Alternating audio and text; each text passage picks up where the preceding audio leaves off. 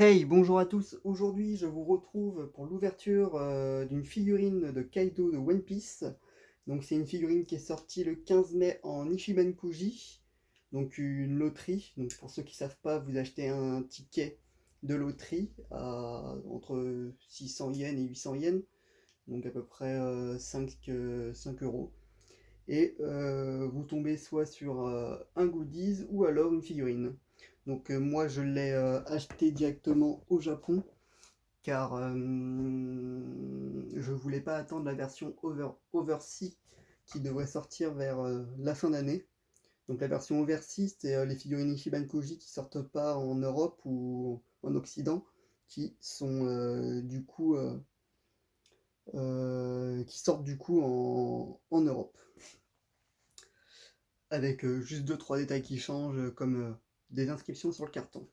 Comme vous pouvez l'intro est un peu longue, mais comme vous pouvez le voir, je suis de retour chez moi. Donc, bon, je vous montre vite fait, mais c'est le bordel. Il y a un peu de tout. Allez, c'est parti.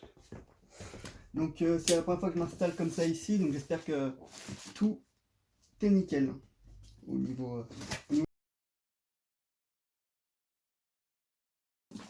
Bon, j'y vais vraiment en mode bourrin, mais donc je l'ai acheté via un groupe Facebook. Donc j'en ai eu en tout et pour tout avec une 110 euros. Donc c'est plus qu'honnête. C'est le prix quoi. De toute façon moi dans les Ichiban Kuji j'ai jamais de chance. Sur les. Allez on va dire sur la dizaine que j'ai fait, j'ai jamais gagné un lot supérieur à un Shikishi quoi. Oh là là, là la bête. Donc je sais pas si vous pouvez bien voir vous au niveau de la caméra. Oh, je prends mon temps. Olé. Viens là bébé. Donc le carton pile poil. Hop. Alors, voyons voir ça.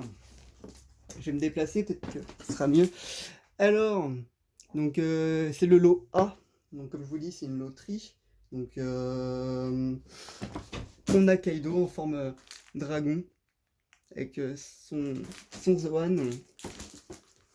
Donc la boîte est assez stylée. Elle est plus petite que la dernière Kaido Ichiban Kuji qui est sortie.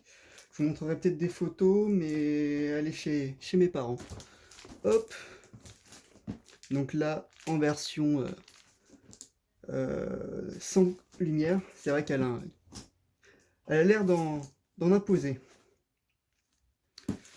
Bon, c'est bien, le carton n'est pas trop grand. Donc tiens, vous voyez là le logo, c'est le logo en jaune. Donc les logos de couleurs sont zonés, donc vous avez différentes couleurs. Je vous mettrai peut-être une image pour illustrer tout ça. Donc normalement, jaune, ça veut dire que ça vient du Japon. Donc vous avez différentes couleurs, hein. Par exemple, je vais peut-être dire des bêtises, mais pour le Vietnam, vous avez une couleur différente qu'en Europe, etc. Bref, je recadre un peu tout ça. J'espère que ça va pas couper ou autre. C'est vrai que mon système est pas terrible, hein, je le reconnais. Tiens, je vous montre d'autres trucs. Ça, c'était pour mon voyage au Japon, j'ai acheté des tapis de jeux de Yu-Gi-Oh! Donc, vous avez le tapis des Gargas, je l'ai acheté. Tiens, devinez combien je l'ai payé. Devinez combien je l'ai payé, c'est un prix qui peut défier toute concurrence. Ça, vous en trouvez un peu partout, c'est des tapis de jeu qui sont assez courants. Mais essayez de deviner le prix que j'ai payé. Vraiment, dites-moi en commentaire, mais je répondrai à certains et vous allez voir, j'en revenais pas. Et celui-là, par contre, c'en est un autre bien plus. Que j'avais payé un peu plus cher. Donc, ça, c'est Yugi et Kaiba sur un playmat. Donc, c'est un playmat un peu plus petit. Et c'est un playmat qui était sorti pour les 50 ans du Jump. Donc, je l'ai acheté en 2019 à Tokyo dans le Weekly Shonen Store de. Alors, c'est pas Odaiba. Où est-ce que c'était au niveau du dôme de Tokyo, je crois. Bref, je vous mets, si je fais du montage, je mettrai des images. Bref, j'arrête de m'attarder du sujet, désolé de la chasse, mais ça me faisait plaisir de vous le présenter. Et j'en ai offert un à mon frère, c'est la version Kaiba avec les dragons blancs aux yeux bleus. Assez classe. Et je préfère la version que j'ai. Hop. Donc bien évidemment, j'ai pas mon scalpel, je l'ai pas pris. Hop. Donc vous voyez, ça va être comme ça à l'intérieur. Je suis désolé au niveau de l'image, si c'est pas très clair au niveau des couleurs. Hop. Oh là là, viens là mon bébé. Donc il a l'air assez uni. Hop. Les cartons de boîte d'Ichiban Kuji japonais, je trouve qu'ils ont toujours un petit relief. Bah pas un relief, mais je sais pas si vous voyez ce que je veux dire. Un peu si quand on voit le carton qui est un peu de mauvaise, pas de mauvaise qualité, mais je sais pas si vous voyez ce que je veux dire. Bref, il y a des petits traits de relief. Alors, oh là là, il est beau, il est beau, il est beau. Donc elle est toute petite, bah elle est toute petite.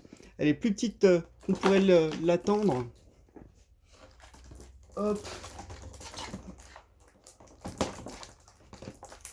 Alors moi je suis quelqu'un qui est pas très méticuleux. Bah, j'essaie d'être soigné, mais je suis assez maladroit et j'ai l'habitude de faire des bêtises. Donc je vais essayer de faire ça correctement. Hop.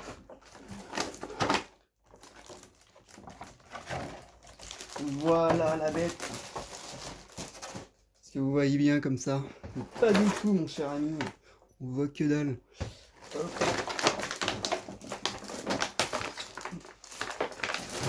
Hop là.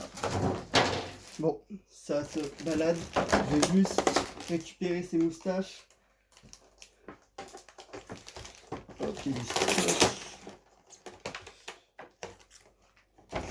Hop, je vérifie toujours que ça tourne pas mal la caméra. Donc voilà le bébé. Oh là là. Ah, il est beau. Il est un peu... Il est plus lourd que... J'ai l'impression qu'il est plus lourd... Bah, il est plus lourd, non. Il est un peu plus lourd que la boîte laisse imaginer. Hein.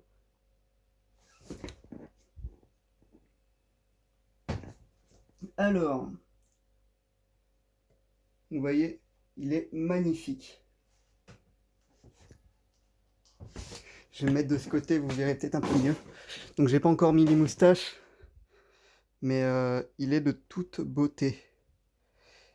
Il est extrêmement bien détaillé. C'est pour du PVC. Donc c'est assez qualitatif pour le souligner. Donc la dernière que j'ai de Kaido en Ichiban, elle est aussi magnifique. Vraiment un personnage qui se... Ils ont du mal à se louper.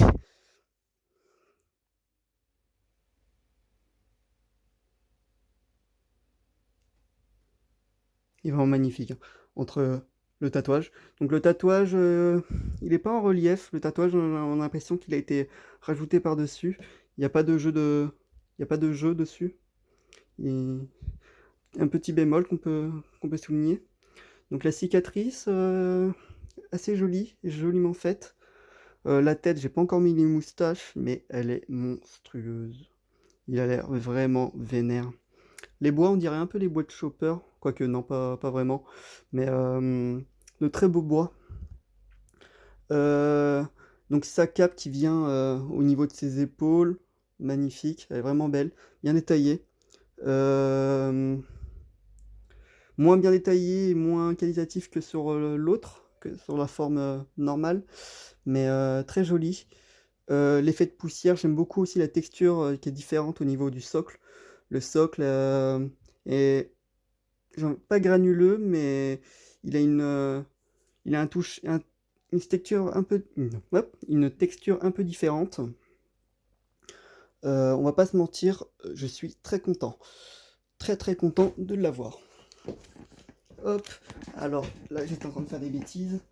Vous me direz, du coup, si avec les couleurs des tapis, vous voyez bien, parce que ça se trouve que j'ai fait, c'est vraiment la pire chose qu'il fallait faire. Alors, on va essayer de mettre les moustaches. Est-ce que vous êtes avec moi? Hop. Alors, où est-ce que se mettent les moustaches? Donc, on va regarder comme ça. Il y a l'air d'avoir des encoches ici. Bon, je fais une petite pause et je regarde où est-ce que je mets les moustaches. Hop, donc me revoilà. Et les moustaches, elles se mettent juste ici, en fait. Vous voyez, au niveau des narines, vous avez des petits trous. Donc, vous les insérez de part et d'autre. Le zoom se fait pas terrible. Bref, je vais faire ça. Alors, c'est un truc qui a l'air assez fragile et je me connais, je risque de faire des bêtises. Je vais enlever le playmat là parce que peut-être avec les couleurs vous verrez un peu mieux. Oh là là, j'ai éteint la lumière parce que ça va pas être terrible. Pour l'instant, on va faire comme ça du coup. Hop, je vais zoomer le moustachu. Alors.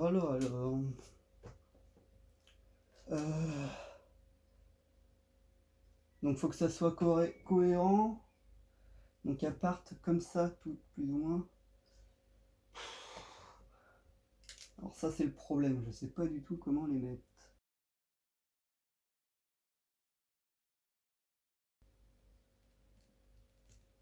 Ok, bon, ça va être compliqué, mais va falloir le faire.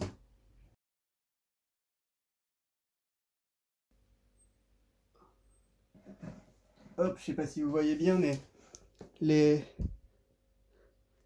le crochet, ça va être juste ça en fait.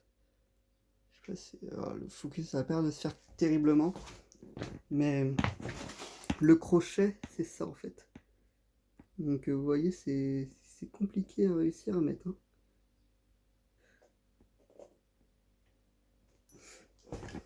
Mais ça se fait, on est soigneux, on essaie de pas y aller trop vite.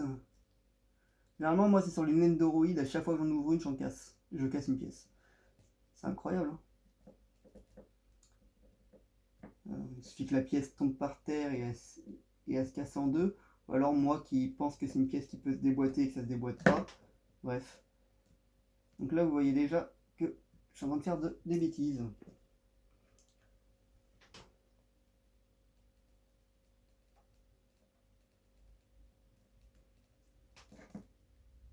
Oh là là, ça va être le bordel.